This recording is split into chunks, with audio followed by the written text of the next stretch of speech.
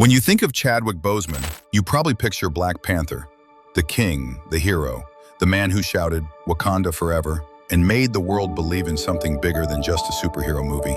But what most people didn't know is that the whole time he was being a king on screen, he was fighting a war in real life.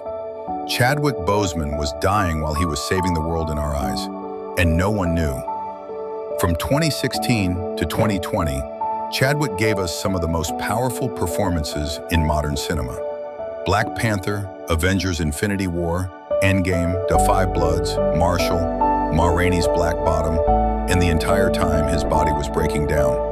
He was battling stage 3 colon cancer, secretly, silently, while doing fight scenes, while carrying Marvel's most important film on his shoulders, while visiting kids with cancer, while having cancer himself. And that's the kind of strength that words can't fully describe. The world didn't find out until after he was gone. August 28, 2020. That day, everything stopped. Fans, celebrities, and even people who didn't know him personally felt the shock, the pain, the disbelief. Wait, what? Chadwick had cancer? For 4 years? It didn't seem real. But that's who he was. A man who never wanted sympathy, who never wanted people to see him as weak. He didn't want to be defined by illness. He wanted to be defined by his work, his art, his message. Chadwick was more than just an actor. He was a storyteller, a bridge between past and future. He played Jackie Robinson in 42, James Brown in Get On Up, Thurgood Marshall in Marshall.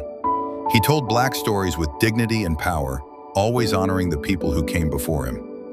And then came Black Panther. That movie wasn't just another Marvel blockbuster. It was a moment. For the first time, millions of people, especially Black kids, saw a superhero that looked like them. A king who didn't need to be saved. He was the savior. The pride, the culture, the strength, it wasn't just fiction. It meant something. It still means something. And behind that entire movement was Chadwick. He trained like a warrior. He worked like a perfectionist. He delivered lines like they came from his soul. And he did it all while going through surgeries, chemotherapy, exhaustion, and pain. He didn't tell anyone, not the public, not even many of his coworkers. Why? Because he didn't want to be treated differently. That kind of quiet courage, that's rare. Chadwick believed in purpose, in legacy. He once said, "When God has something for you, it doesn't matter who stands against it." And he lived that. Every single day, he didn't let fear stop him. He didn't let sickness stop him. He just kept creating, kept inspiring, until his body couldn't go on anymore.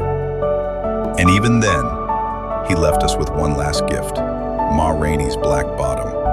If you haven't seen it, watch it. Because in that performance, you can feel it, the fire, the pain, the urgency. It's like he knew it was his final act, and he poured everything into it. After his death, his co-stars came forward with stories about how kind he was, how focused, how spiritual, how generous. He never complained, never played the victim. He showed up every time. And that's the thing. Chadwick Boseman wasn't just a king in the movies. He was a king in real life. He showed the world that strength isn't about muscles or power. It's about grace. It's about choosing to lift others up even when you're barely standing yourself. It's about showing up fully, no matter how much it hurts. That's what he did. And maybe that's why it hurt so much when we lost him. Because it wasn't just the actor. We lost a role model, a quiet warrior, a man who never got to grow old, who never got to see the full impact of what he gave us. But the thing about legends is, they never really die. Chadwick's legacy lives in every kid who now believes they can be a hero, in every actor of color who sees doors opening that used to be shut, in every person battling silently, who now knows that quiet strength is still strength. He didn't need to tell the world he was hurting, because he showed us what it meant to be truly brave. So yeah, Wakanda Forever isn't just a movie line, it's a promise, a reminder of the king we lost and the legacy he left behind.